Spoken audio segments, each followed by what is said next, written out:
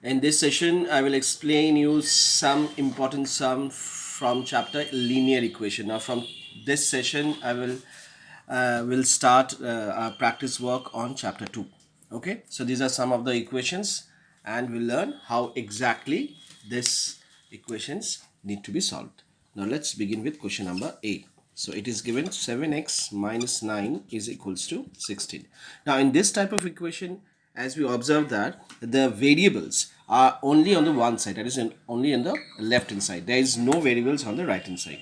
Okay, so always remember the variable should be kept on the left hand side, and all the constant terms which are not carrying the variables should be taken to the right hand side. Okay, so this part is LHS and this part is RHS. So we see that one constant term is there in LHS. So we need to transpose this constant terms to right hand side. And when we do this, then the sign changes. Okay, let's do it.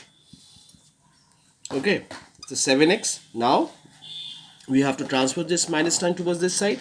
But what is already there on the right hand side? First you will write that number. And then which number you're taking, after that you will write it down. So minus sign will brought from the left hand side to right hand side. The sign will change and it will look like plus 9. So 7x, now I will solve this. 16 plus 9 is 25. Now you have to transpose this 7 also. The 7x means what? What is the meaning of 7x? 7x means 7 into x. Okay, what is the meaning of 6x? 6 into x. So what is the opposite of into?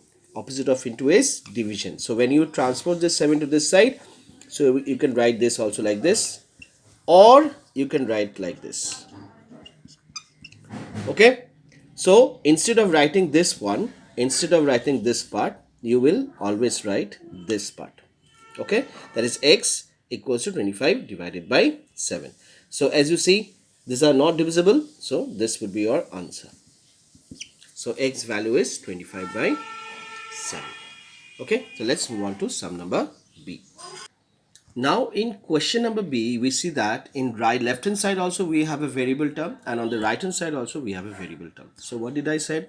You always need to keep the variable terms towards your left hand side, and all the constant terms should be kept on the right hand side. So we are dealing with such an equation where we see that variables term is also on the left hand side and on the right hand side. So we need to bring this 2x towards left hand side. Okay, so when we do this, so the first of all we will write those variables which are already present on the left hand side. So I've written 3x. Now we will bring this. So this 2x is carrying what sign? So we cannot see any sign is there. That means it is carrying plus sign. So when we'll bring this, or when we'll transpose this from right hand side to left hand side, obviously its sign will change. So it was carrying plus sign, now it will become minus, and it will be 18 only. Okay, now 3x minus 2x is what? X equals to 18. It was so simple, isn't it? So the main objective, that is, we have started with a very simple equation. Slowly and gradually we'll come up with little bit of complex type of equation, but for today we'll learn only this three part. Okay, concentrate on these three equations very properly. Now let's move on to sum number 3. This is sum number 3. Now as we see, there is some different format is given. Okay, so first of all we'll write whatever is there on the left hand side. Now see, 3, no sign is there, that means 3 into is there. Okay, x minus 1 plus 7. Now we have to, when we open this bracket, how to open this bracket? To open this bracket, we have to multiply this 3 with x also, and we have to multiply this 3 with 1 also. Okay, so let's see. We need to give the implied sign always. That is 3 into x is what? 3x. Now 3 is carrying what sign? Plus, plus, minus, minus, 3 ones are 3 plus 7. Understood how I open the bracket? Now whatever elements are there inside the bracket, all the digits for all the elements should be multiplied with the number. That is number 3. That is 3 into x, 3x plus minus minus, 3 ones are 3. Okay. Now what is the rule? We have to bring all the variable terms towards we have to keep all the variable terms towards left hand side and the constant terms towards right hand side. So you see there is one particular number is there. This number is carrying variable, so we have to bring this towards left hand side, and there is one constant term is there. We have to take it to the right hand side. Now what is already present? 8x. Now we have to bring this, so 3x is carrying plus, so we'll bring this towards this side, that is left hand side. The sign will change. Now we have to take plus 4 towards that side. Before that we have to write all those numbers which are already present, that is minus 3 plus 7.